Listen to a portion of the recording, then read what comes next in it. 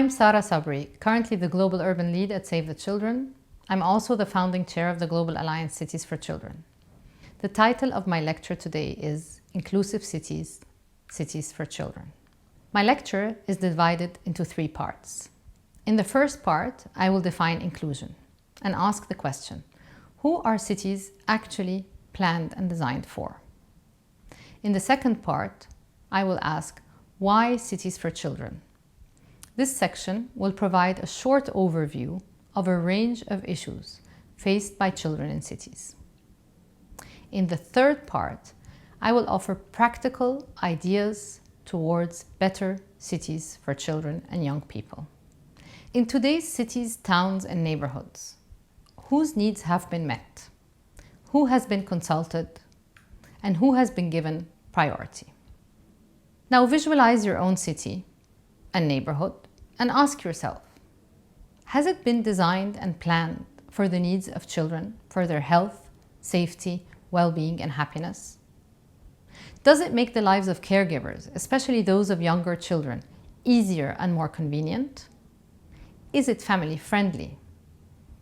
And if not, what would be different if it would be child-friendly? What about aging populations? Does your city promote their health, well-being, autonomy, independence, and support them to be socially connected? And if it were, what would be different? What about women and girls? Does it address the needs of pregnant women, of nursing mothers, of women caring and moving around with small children? Are there, for example, benches for them to pause and sit down? Or public transport that allows them to move easily with small children? Do girls feel safe? How can my city better address all of their needs? Do people and children with disabilities feel safe and included in your city and neighborhood? Can they move around independently? Do you actually see them? Now, if your answer has been no to some or most of these questions, you must be asking yourself, then who are cities and neighborhoods actually designed for? And the answer is often that they are designed and planned for the people who planned them and designed them. And in many cases, that is an able-bodied working-age man. Often, the answer is also that cities and neighborhoods are designed for cars. And private cars are only used by a minority in many cities. The needs of pedestrians and people using public transport are often an afterthought. Now, inclusion is central to SDG 11. It is actually in the text of SDG 11, which reads, make cities and human settlements inclusive, safe, resilient, and sustainable. The targets and indicators of SDG 11 relate to inclusion. People in slums, inclusive transport, inclusive and participatory planning, inclusive and accessible public and green spaces. So what is an inclusive city? It's a city that factors in the needs of all ages and population groups, where people have the same rights and opportunities. It is also a city where all neighborhoods are included in planning and budgeting. These include slums, living by the railway lines, and in hazardous locations such as on hillsides, prone to landslides, or near waste dumps. Basically, in an inclusive city, everyone counts. Why cities for children? Childhood today is mostly and increasingly experienced in cities and towns. How do most children experience urban environments? They experience polluted environments. For example, according to the WHO, 99% of the world's children under 15 breathe air that puts their health at risk. Waste is also a growing problem in many cities. They experience limited child-friendly spaces, and this is even more scarce in slums and poorer neighborhoods. Green space is rapidly shrinking in many cities around the world, and it is especially lacking in poorer communities. Many streets are unsafe. Road traffic injuries are the leading cause of death globally for children and young adults between the ages of 5 and 29. As a result of climate change, urban heat is becoming more intense and prolonged. Children born in 2020 are projected to experience an average of 6.8 times as many heat waves in their lifetimes than a person born in 1960. Infants, young children, pregnant mothers, and the elderly are among the most affected. Many children experience cities and towns as highly unequal places. Now, as you can see on this map, today, 1 in 4 urban children around the world is growing up in a slum. If you look at Africa or South Asia on this map, you will find that in many countries, it is actually 1 in 2 urban children growing up in a slum. Sometimes 2 out of 3, and sometimes 3 out of 4 urban children is growing up in a slum. Furthermore, UN Habitat predicts that these figures will triple by 2050.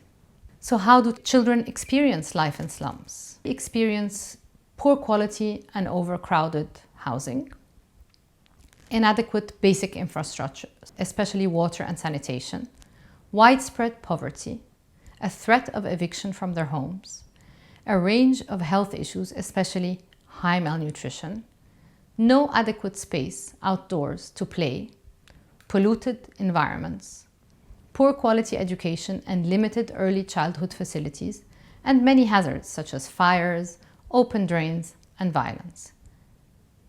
They also experience the more intense impacts of climate change. Heat is not equally distributed in cities. In slums, it's often hotter than in nearby neighborhoods where there is green space. Children are actually one of the largest population groups in cities, and yet their needs and voices are absent from city and neighborhood planning. On a hopeful note, of all the areas that will become urban to accommodate this growing urban population, a lot of them are yet to be built. So really here, there are 2 issues to address. One is how can we better shape urbanization so that these new neighborhoods are much better than the ones we currently have? And 2 is how can we improve the cities and neighborhoods we currently live in? Now we come to the 3rd part of this lecture. This part offers ideas for action that would make cities better for children and young people. The ideas are based on work done in many countries by many organizations. The first idea: design safe and enjoyable streets for life, people, and children. Streets cover a significant area in cities. If designed to be safe, enjoyable, and walkable for people and for children, rather than for cars, they would make a massive transformation to quality of life. There are many changes that can transform streets. You can see them on this image. For example, wider sidewalks to encourage walking, protected cycle lanes, prioritizing public transport to reduce car usage, spaces where children can play and caregivers can rest, more trees and more shade. Safe streets around schools should be prioritized. They are of utmost importance to children. If they're safe, they enable active journeys to school. Many road traffic incidents that affect children happen close to schools, and children are becoming less active in many cities. Safe, social, and playful school zones and school streets that enable and encourage children to walk and cycle safely to school should be a priority. Transformation usually involves things like defining school zones, implementing measures that calm traffic near schools, ensuring adequate sidewalks are available, protected cycle lanes, and clearly marking pedestrian crossings. Making cities playful is another way to make cities better for children. Playing is a child's job. It is essential for social development, for brain development, and for physical, mental, and emotional well-being. Play spaces near homes are disappearing in cities and absent from many slums. Many older people will remember playing right under their homes when they were younger. But today, with car-centric cities, this possibility has disappeared. Cities can be made more playful in so many ways. Not only playgrounds, which are important, but also play streets that are close to traffic on weekends or for a few hours every day. It is important that they're close to where children live. Another way to make cities playful is temporary pop-up child-friendly spaces. This works where open space is a scarce resource. Squares, plazas, parks, and sports grounds can be transformed into innovative, child-friendly pop-up spaces. Listen to children and young people. Establish mechanisms for them to participate in local and city governance. Listen to their ideas and opinions. Encourage child and youth-led ideas, campaigns, and action. Children and young people are full of ideas. They're creative and resourceful. We have featured on the Cities for Children blog a range of impressive action initiated and led by young people. For example, children have campaigned for better urban environments, better air quality, cleaner neighborhoods, the reduction of single-use plastic, and much more. Prioritize happiness in cities for all residents. Ask them, what would make them happy? We know that active lifestyles, being outdoors, and social connectivity make people and children happy. So plan walkable and cyclable neighborhoods to encourage healthy, active, and happy living. La Ciclovia, the cycleway in Bogota, in Colombia, is a long-standing open streets program. Every Sunday and on public holidays between 7 a.m. and 2 p.m., 127 kilometers of strategically selected networked streets connecting rich and poor neighborhoods, as well as other public facilities such as parks, museums, and markets, are closed to cars and reprogrammed for people. Residents use these open streets for walking, jogging, picnicking, dancing, cycling, and skating. Create inclusive spaces for all children.